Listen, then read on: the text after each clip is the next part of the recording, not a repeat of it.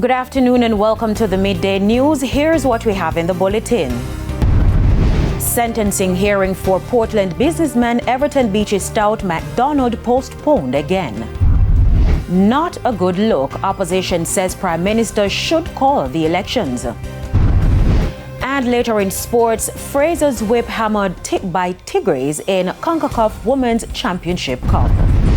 Thank you for joining us. I'm Kerry-Ann Simpson. Here are the details.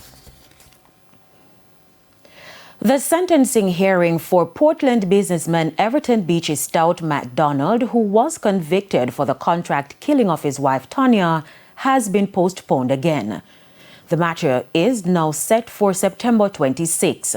MacDonald and his co-accused Oscar Barnes appeared before the Home Circuit Court this morning. The matter was adjourned after the court was told by the presiding judge, Justice Chester Stamp, was unavailable.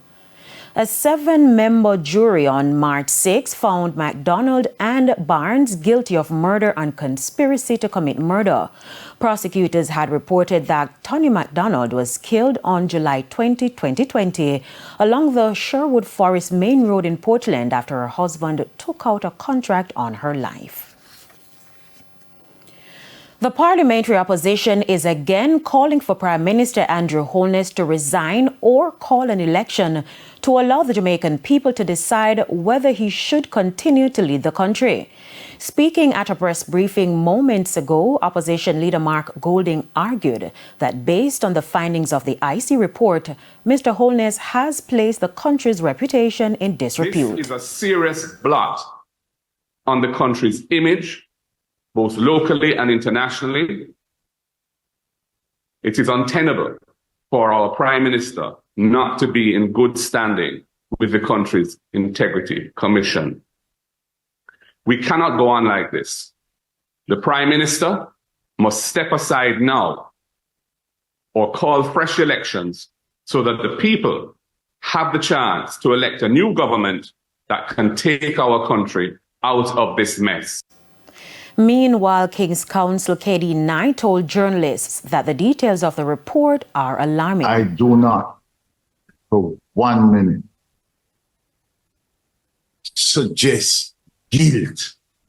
I don't. But what I suggest is that the process should be allowed to take place, and those who are found culpable be held accountable. In the meantime, the opposition leader has reacted to the bomb threats which were issued against the Prime Minister and his family, which led to an increased police presence around his residence. We absolutely abhor any such conduct. We call upon the security forces, law enforcement, to investigate it thoroughly, and if there are any perpetrators, to bring them to justice. And I want to extend my personal sympathies to Mr. and Mrs. Holness and their family. National Integrity Action NIA has taken issue with what it says was the silence of Prime Minister Andrew Holness about being investigated by the Integrity Commission for potential illicit enrichment. The matter was raised on TVJ's All Angles last night. There have been questions surrounding the parliamentarians who are under investigation by the Integrity Commission.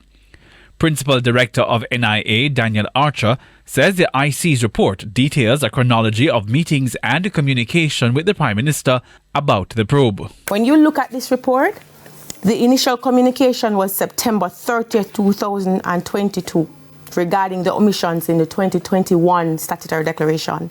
There were follow-up requests to provide additional information and corrections. February 23, 2023, March 6, 2023, March 12, 2023, April 4, 2023.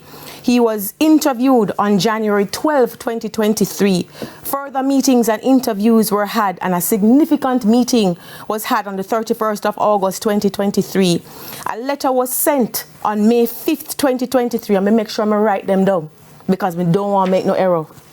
A letter was sent on May 5th, 2023 informing him of the referral received for investigations regarding his 2021 statutory declarations, and the referral raised concerns about potential illicit enrichment and other issues.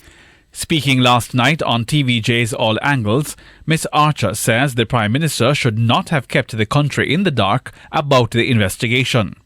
Even if we're not concerned about the veracity, the truth in these documents, I am concerned that my leader, Dr. Andrew Holness, did not tell me as a voter, as an individual, as a citizen, that he knew that he was being questioned. All this time we were operating under the pretext that this was a dopey thing. Nobody know nothing about it. Now, when you look at this report, and this is when you want to ask for facts, if you don't think the money important, the honesty, the truth is important, because you made me feel that nothing ever goes so. And if you have interviews, you have emails, you have meetings, and a one-on-one thing. One of the meetings were held at his office. The Integrity Commission report relating to the Prime Minister's statutory declarations was tabled in Parliament this week. Dr. Holness told the House that his personal financial affairs from 2018 to 2023 were examined, including associate private third-party businesses and transactions, but only his 2021 declaration was submitted for investigation. He says more than 3,600 transactions were examined, 28 bank accounts and over 80 witness statements collected, yet the IC could not conclude illicit enrichment. He further rejected some of the findings in the report. I also reject claims in the report that I have hindered the examination of my declarations by not supplying information requested. Let it be known that I have complied with any obligation placed on me within the law. As far as I am aware, the company with which I am directly associated is compliant and up to date with its filings. Hal Shane Burke, TVJ News. Minister of Industry, Investment and Commerce Senator Aubin Hill says the Consumer Affairs Commission, CAC, is still investigating reports of price gouging. It comes after the Ministry of Labour and Fisheries said it has been receiving several complaints about the cost of certain food items that were being imported following Hurricane Beryl. The Ministry of Tourism has also been receiving similar complaints about the price of food items being sold to hotels. You cannot have an economic environment like this that is so business friendly and helpful to small and big businesses and consumers. We cannot, the spectrum stretches from the consumer to the producer and seller, and we cover that entire spectrum. And as the CSC goes out, if we find people who are price gouging, and I'm telling you now on national television, we are going to put the full force of the law at you, because we don't want that. We want it to be fair. Minister of Agriculture Floyd Green says some traders were given approval to import certain fruits and vegetables in short supply to meet the demand following Hurricane Beryl. However, reports are that some traders may be exploiting it. So we have lots of data from May and June to compare it with, and that work is going on. And we're out there and make it clear that we are checking, and I'm saying it right now. Nobody can question my commitment to be pro-business, unabashedly, unashamed. But I'm just as clear that if businesses aren't following the rules, the agencies I have and the authority that we have within the law will be used at full force. It's time for a break. Stay with us. More local stories when we return.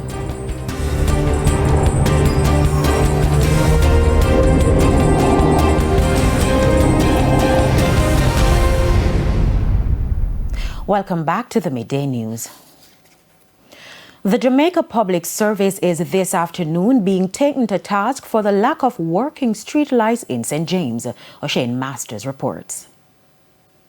Speaking at the recent sitting of the St. James Municipal Corporation, Councillor for the Montego Bay North Eastern Division, Senator Charles Sinclair, questioned why the corporation had to be forking out millions of dollars to pay for non-functioning streetlights. There is a particular community in my division, which if you drive on the roadways in the night and you turn off the street light, the lights on your vehicle, the community is in total darkness, because I would say 90% of the street lights are not working. He says despite representation, nothing is being done to address the dire issues. Mr. Sinclair says based on discussions with residents, when they report the issues to the Light and Power Company, they are told to report the matter to their councillors. So they speak to the council, and the council make the report, and the street lights still not fixed.